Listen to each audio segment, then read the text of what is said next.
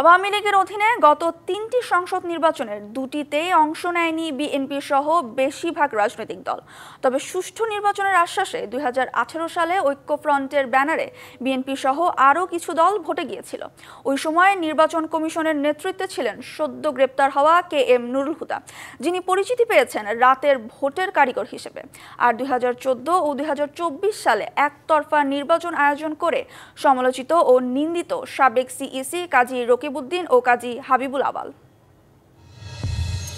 ২০১৪ সালে বিএনপি সহ বেশিরভাগ দল ছাড়া নির্বাচন আয়োজন করে একতরফা ভোটের অন্যতম কারিগরের তকমা পান তৎকালীন CEC কাজী রকিবউদ্দিন। সর্বশেষ ২০২৪ সালেও বিএনপি সহ বেশিরভাগ নিবন্ধিত দল ছাড়া ভোটের কারিগর কাজী হাবিবুল আওয়ালকে হজম করতে হয়েছে তীব্র সমালোচনা। জানা গেছে নির্বাচনের আগে পদত্যাগ করতে চেয়েও পারেননি তিনি।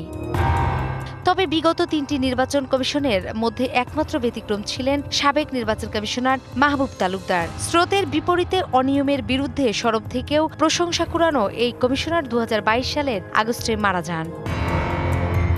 LME সার্টিফাইড বিশ্বসেরা কপারে তৈরি ওয়ালটন কেবলস, যা আপনার স্থাপনাকে রাখবে সব সময় নিরাপদ।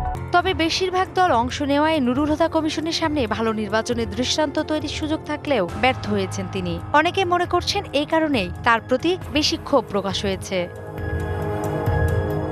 গেল রবিবার রাতে KM নুরুল হুদাকে তার উত্তরার বাসা থেকে মব সৃষ্টি করে শারীরিকভাবে লাঞ্ছিত করে পুলিশের হাতে তুলে দেয় কথিত জনতা। সামাজিক যোগাযোগ মাধ্যমে এই ঘটনার ভিডিও ছড়িয়ে পড়লে নানা আলোচনা, সমালোচনা ও বিতর্কের সৃষ্টি হয়। সাবেক CEC KM নুরুল হুদাকে গ্রেপ্তারের মধ্য দিয়ে ৩টি বিতর্কিত নির্বাচনে যারা কমিশনের দায়িত্বে ছিলেন তাদের বিরুদ্ধে আইনি ব্যবস্থা নেওয়া শুরু হয়েছে। এ বিষয়ে নির্বাচন ব্যবস্থা সংস্কারের প্রধান ডক্টর বদিউল আলম মজুমদার বলেন, সাবেক একজন CEC-কে গ্রেপ্তারের সময় যে ন্যাক্কারজনক ঘটনা ঘটেছে তা দুঃখজনক। একজন সাবেক প্রধান নির্বাচন কমিশনকে গ্রেপ্তারের সময় তাকে হেনস্থা করা হয়েছে, মব জাস্টিস সেখানে প্রয়োগ করা হয়েছে। এটা কোনোভাবে গ্রহণযোগ্য নয়, এটা অত্যন্ত ন্যাক্কারজনক এবং এই বিষয়টা এই ধরনের কর্মকাণ্ড বন্ধ হওয়া দরকার। তিনি জানান, সাবেক ৩ CEC-র বিরুদ্ধে তদন্ত কমিটি গঠন করেছে সরকার। তদন্ত করে তাদেরকে বিচারের আওতায় আনবে, এটাই কাম্য। জানা গেছে বিতর্কিত ৩ জাতীয় নির্বাচন কমিশনের দায়িত্বে থাকারা অনেকটা আতঙ্কে আছেন। এদের মধ্যে সাবেক নির্বাচন কমিশনার কবিতা খানম বিদেশে।